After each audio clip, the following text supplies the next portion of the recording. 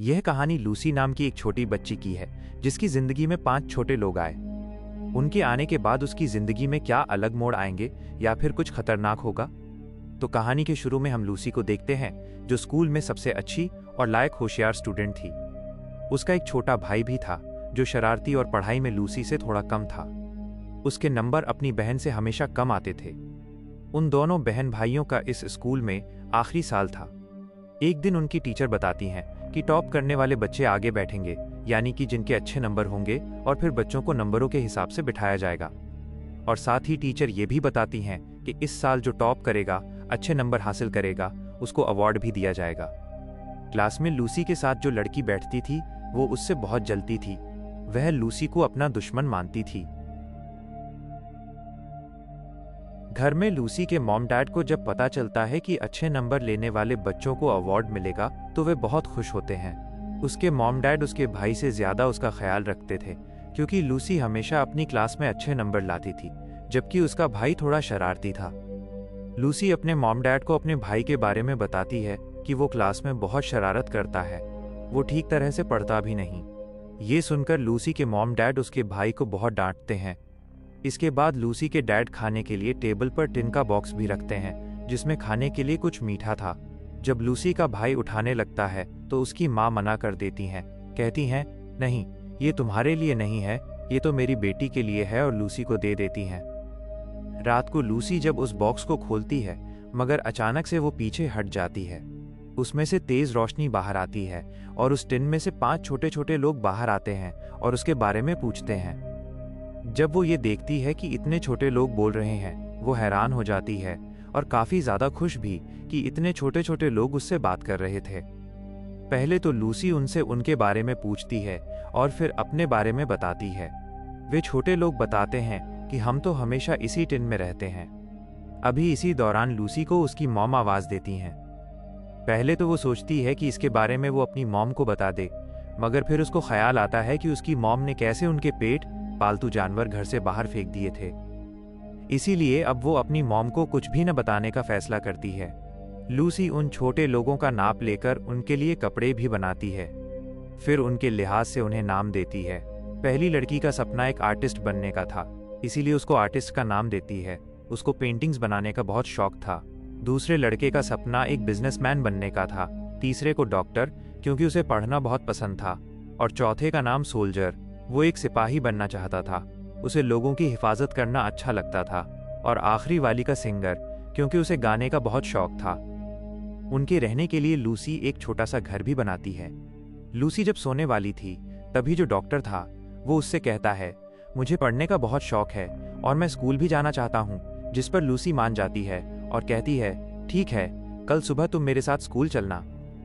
अगले दिन वो डॉक्टर को अपने बालों में छुपाकर स्कूल ले जाती है।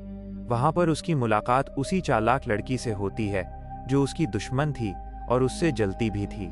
वो लूसी को बताती है कि तुम्हारे भाई ने आज फिर क्लास नहीं ली, जिस पर वो कहती है, तो मैं क्या कर सकती हूँ। चालाक लड़की कहती है, ठीक है, मैं टीचर को जाकर सारी बात बता दूं, क्योंकि वो हर बात टीचर को जाकर बता देती थी, ये कह लें कि वो शिकायती थी। तब भी वहां पर एक लड़का लूसी का हाथ पकड़ लेता है और कहता है, तुम अपने भाई को हमेशा क्यों फंसाती रहती हो।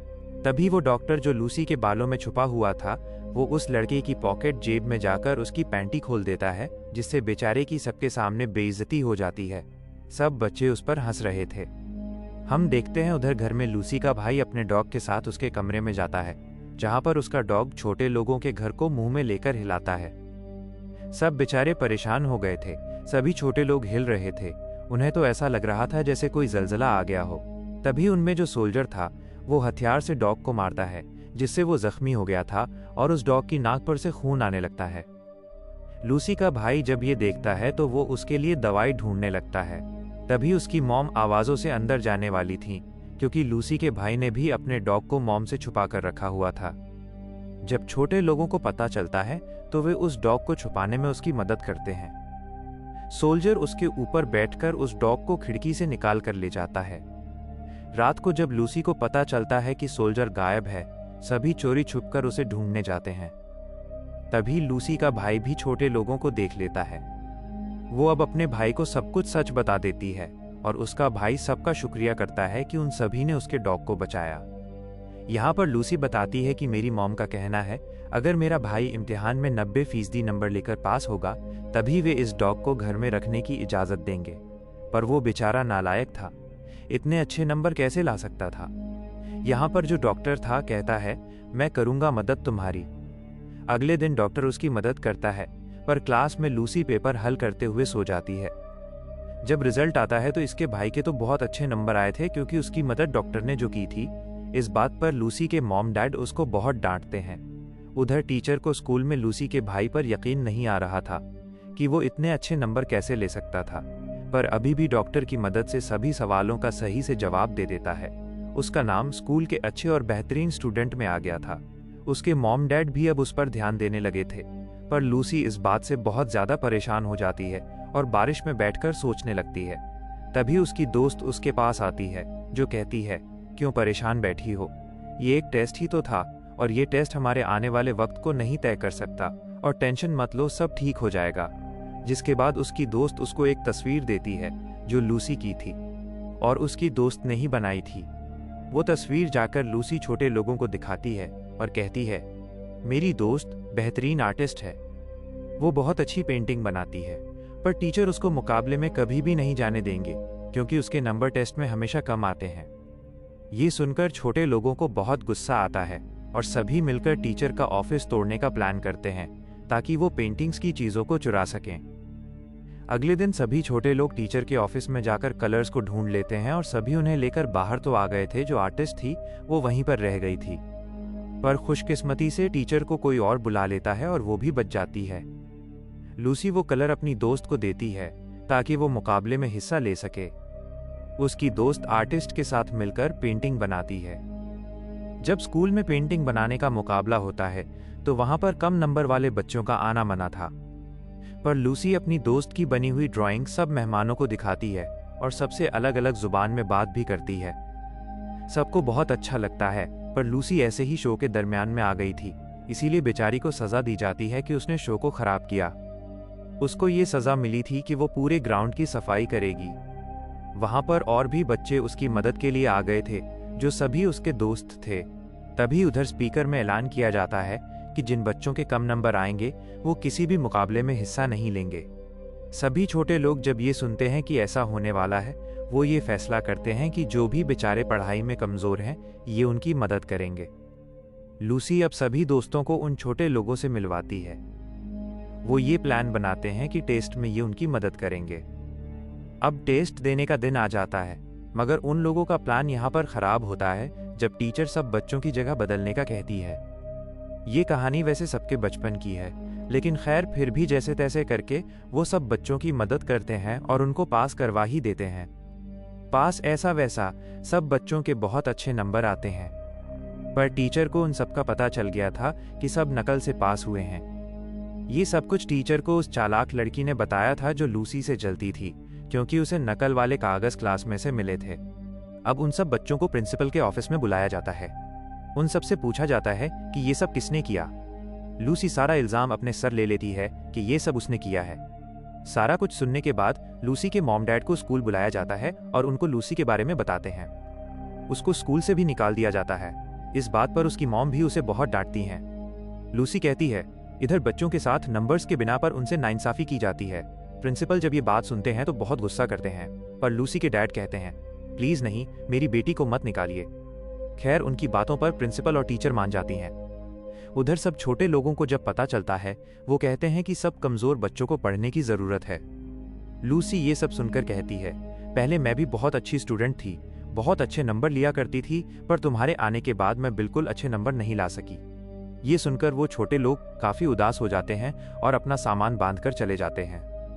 वो सभी दूसरी जगह पर आ गए थे। उनके पास लूसी का छोटा भाई आता है।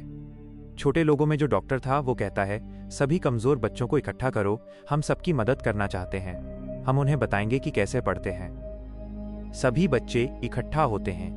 वो सबसे कहते हैं कि तुम्हें इकट्ठा होकर पढ़ना होगा।